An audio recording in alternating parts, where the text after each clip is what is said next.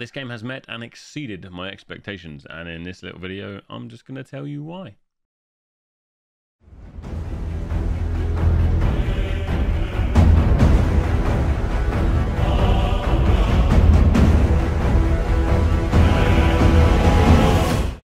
First impressions are everything. In gaming, business, people you meet, well, literally everything. At the start of TNL, you're met with a freaking cool polished loading screen.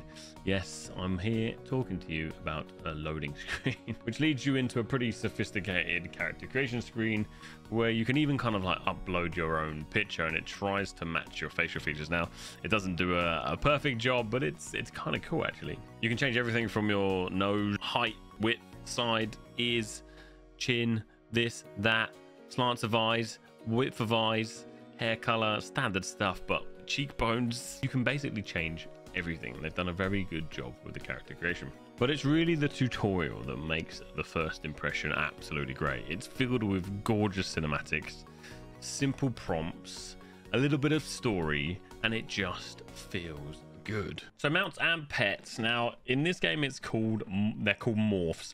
You don't ride on the mount, you become the mount. So for example, on a ground mount, I'm a lynx. If I was to go up a little bit high and jump off a place, I can turn into I think an eagle at this point. I'm an eagle, and it would be the same for the water. I don't think there's any water nearby, but this is what they look like. So the mounts themselves, this is going to pop up the shop. So you can level up the mounts. I believe, as far as I'm aware, all the level effects are essentially the same. So you can't like buy a mount or buy a morph that's, you know, more powerful than mine, for example. They are the same across the board. So the ground mounts, or your typical mounts, wolves, tigers, puma, chicken, let's call it chicken. Ghost. There's some really cool wolves in here, and I'll scroll to the bottom. Tigers, another puma, more birds, and then the final one is a rabbit. Kind of cute. Then these are your flying mounts. You've got eagles, more eagles, crows, ravens, more eagles, swans. Kind of cool. As a man from England, it's kind of cool. I'd say it's like more like Pegasus, but it's a flying deer. And then you finish off with a swan as well. But I'm going to assume that they're going to introduce more of these. But that's the gliding ones, and then finally have the swim ones. So instead of your character swimming, you morph into this one is like an otter. There's a couple of different otters, or luterangs they're called in here. And then you have a turtle. Now these are really cool.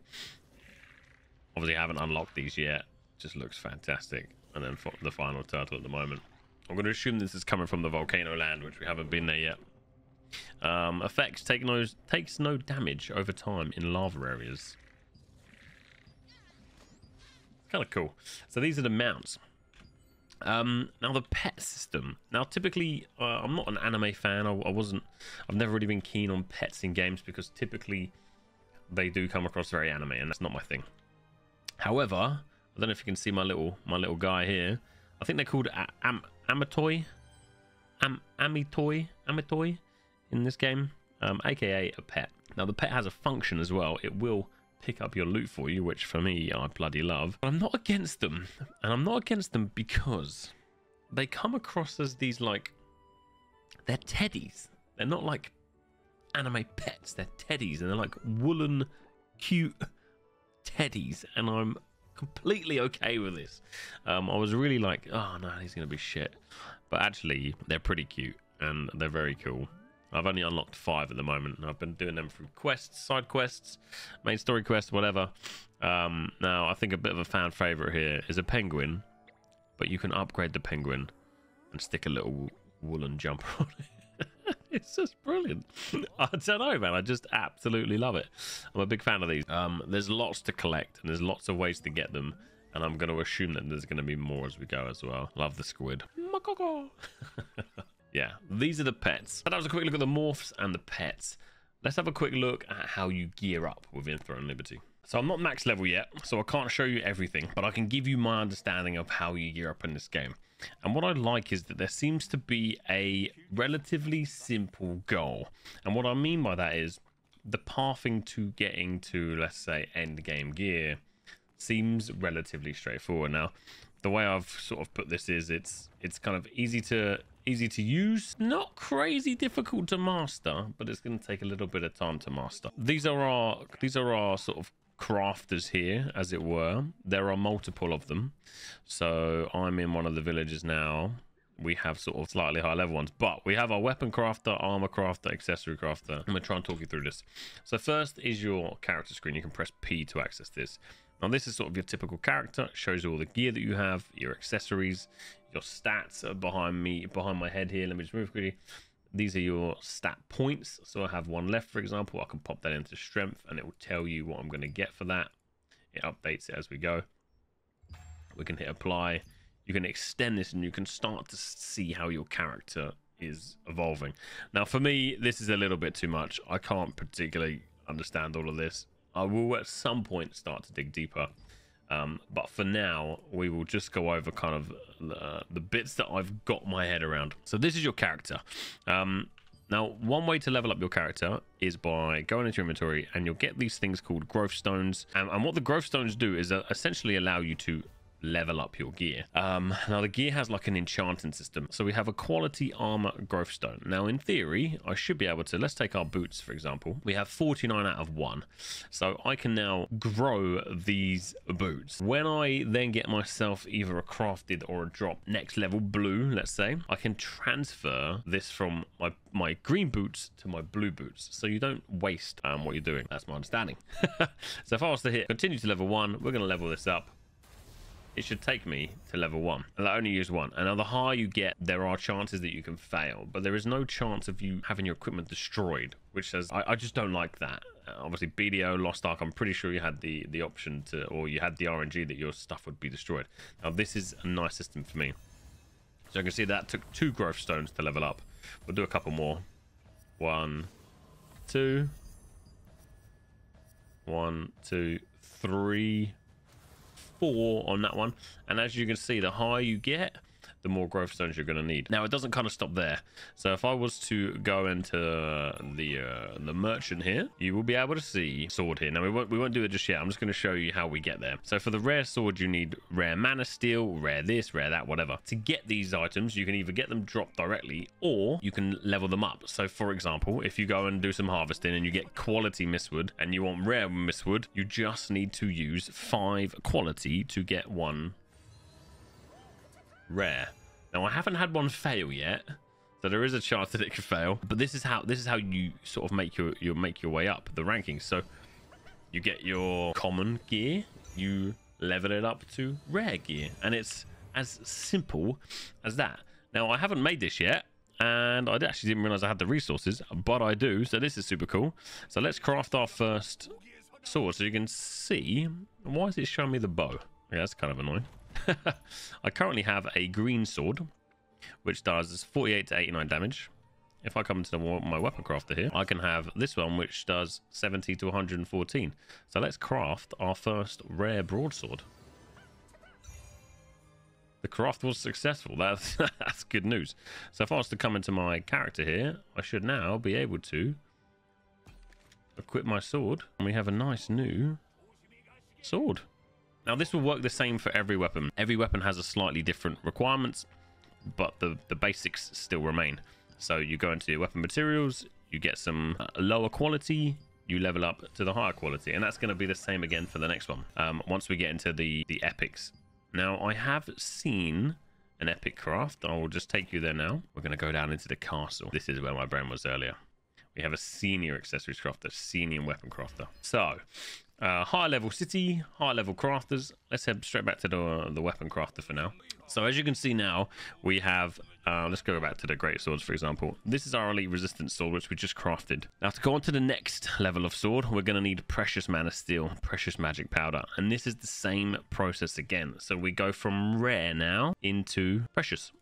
And the process is exactly the same.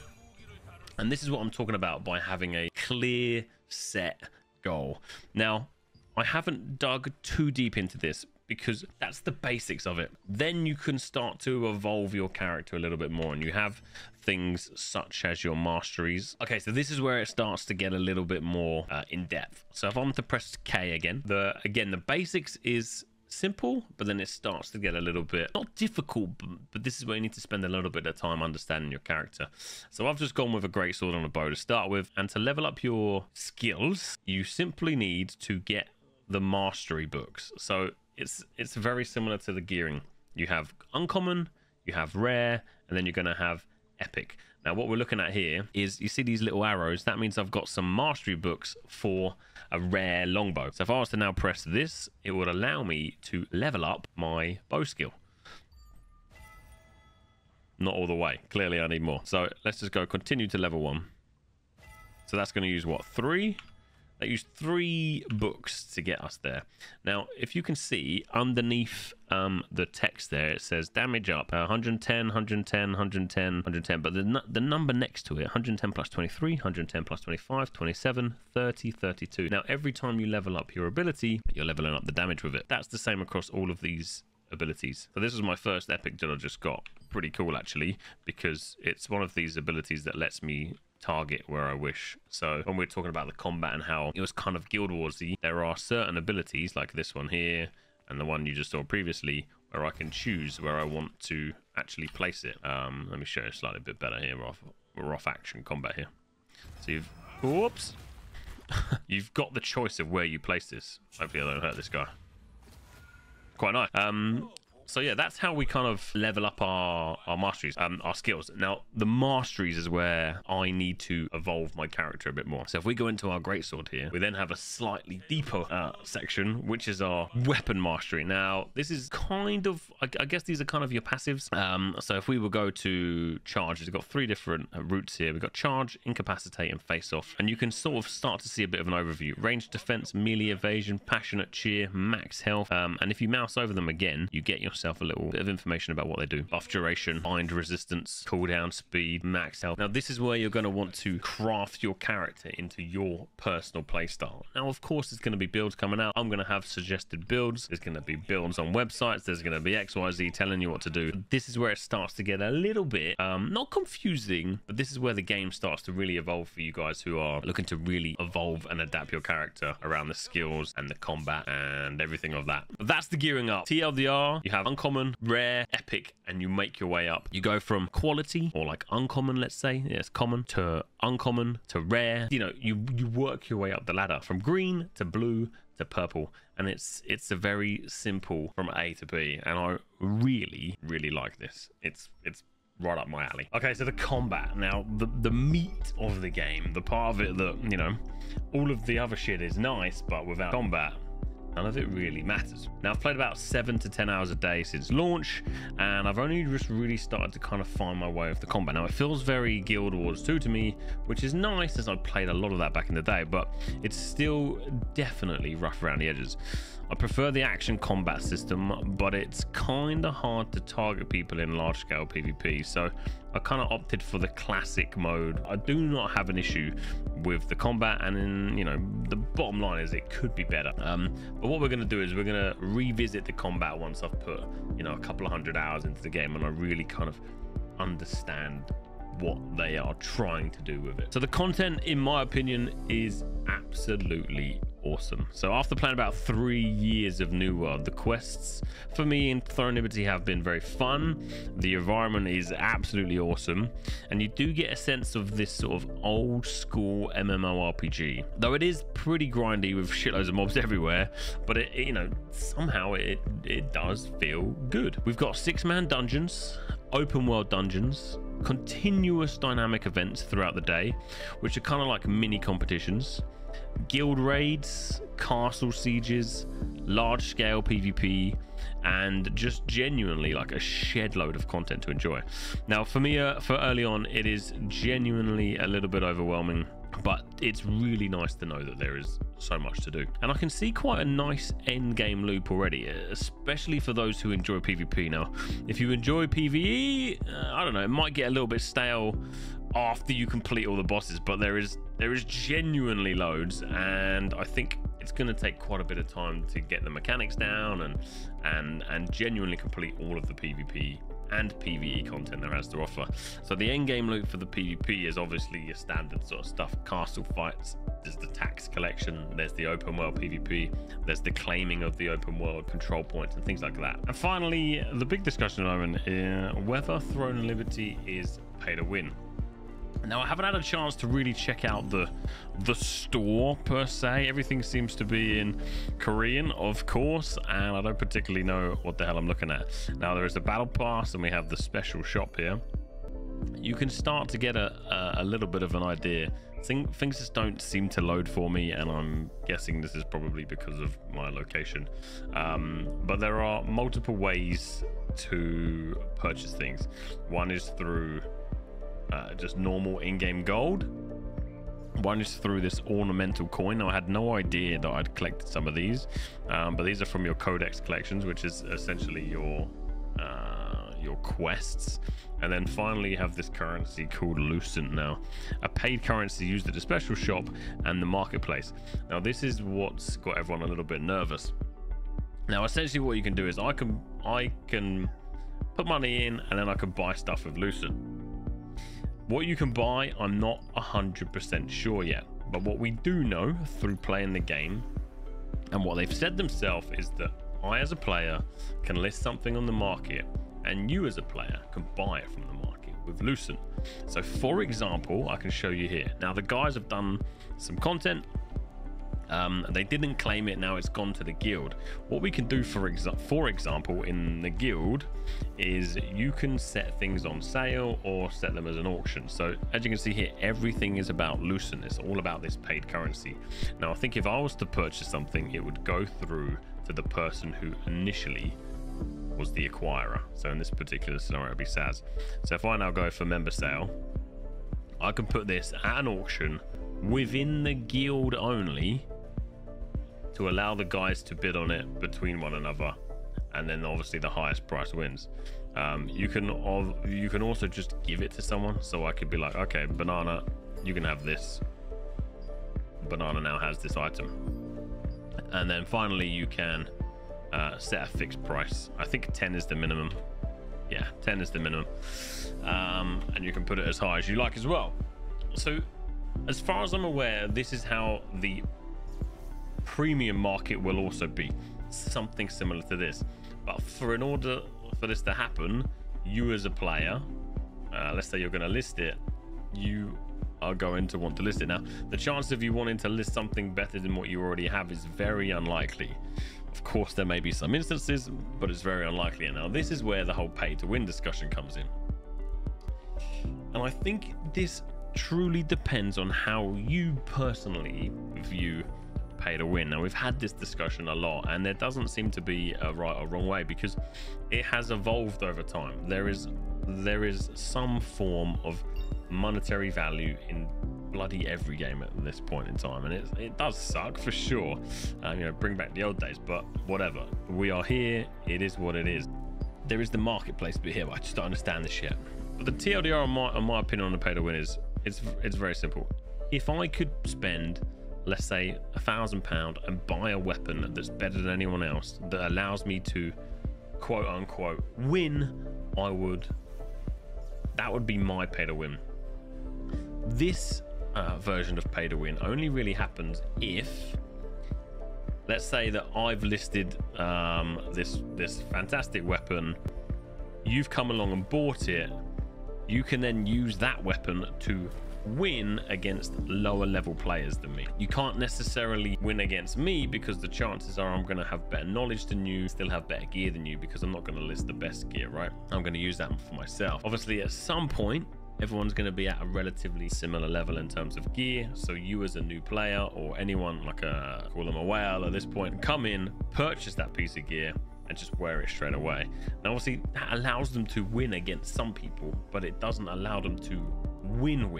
Now, this is where I've had some kind of disagreements with some people. Yes, it is pay to win, because you are winning against some people. I think it's a decent pay to win system, because it doesn't allow you to purchase something that is just completely, it's not like a Diablo Immortal here where I can just, the more money I spend, the better I'm going to get, and the ceiling is endless. There definitely seems to be a ceiling, and the pay to win is kind of a pay to catch up. So TLDR, you can pay to win against people who are also time short and money short. But let's say you're time short but not money short, you can pay to beat those who are time and money short, and you're just time short. But you can't necessarily come along and pay to win against someone like investing a lot of time into the game, because they're going to have more knowledge, it's the same gear, and they're just probably going to beat you outright. So it's definitely more of a pay to catch up scenario rather than pay to win. The other monetization is a battle pass, a level pass, and then cosmetics, as far as I'm aware. So the biggest discussion and the biggest concern was specifically around this Lucent. There is definitely concern still there because I don't know exactly how it's going to work, but that has been my understanding while playing it over the last week, and it seems relatively sensible. And the last thing I'm going to say on this is what's quite interesting is, as far as I'm aware, I don't know, Rob here is the initial acquirer, and I was to purchase this from Rob for 500 Lucent or whatever. I think a percentage of the Lucent, you know, is sunk into the game, but Rob actually gets the Lucent from the sale, and then Rob can go ahead and use that Lucent to purchase himself the battle pass. He can then use that battle pass, he can use that Lucent to buy the battle pass, which I actually think is a pretty nice system. It has its ups, it has its downs. I think it's kind of found a nice middle ground, but we're going to play this over the next couple of months, and we're going to really start to understand and see how this really plays out. But that's my first kind of initial thoughts on the pay to win system in Throne Liberty. So that's it. That's kind of my thoughts on Throne Liberty after playing for quite a few hours over the past week. I just genuinely think the game, you know, is kind of it has a lot of elements from MMOs that we've seen before, but it's kind of more of a traditional MMORPG rather than what I've seen and what I've been playing with New World. This has got some sort of traditional roots to it, you know, the vast amount of players, the vast amount of content on launch, you know, the guild functionality. There's so much I haven't even delved into on this yet. Guild functionality is amazing. Yeah, they've just kind of hit the nail on the head. The one thing we need to kind of keep an eye on again is kind of that pay to win, how that evolves, and then the content. Again, another thing I haven't discussed really is there's 2 more continents that are coming out over the next year. They've already given us a soft roadmap, and you know, they're releasing one continent that's in the mountains, and then releasing another one that's going to be a server versus server continent, so lots of PvP again. It ticks my boxes because of the way they do the events, because of the amount of people you can have in one area, because the PvP is just exciting because of the sheer amount of people you have in PvP. Now, what I do know is that this game isn't for everybody. You know, a lot of my friends that have been playing, I've been playing New World with, just don't like this. They want the action combat. Now, what I will say is I prefer New World's combat. That is what I like more. But New World doesn't have the extra functionality that Throne and Liberty offers, you know, with the guilds, the content, the sort of more polished feel to the game. Yeah, I'm kind of waffling a little bit at this point. I just think if you have an opportunity, definitely give the Korean launch a try. If not, when it releases in the West, I'm pretty sure it's going to be free. It's definitely worth trying to see if it's your kind of cup of tea. But for now, I am going to be playing this for the foreseeable future, and I'll be dropping content regarding guild raids, guild PvP, open world bosses, open world PvP bosses, dungeons, the towers, the lot. I'm going to be doing my best to kind of cover this because I just genuinely am having fun, and until I stop having fun, yeah, we'll just keep talking about TNL for a bit. I hope you enjoyed the video. If you want to see some more TNL content, leave a like, drop me a comment please, let me know what you think about this, and if you haven't subscribed, subscribe, because that's fucking awesome. Take it easy, see you on the next one.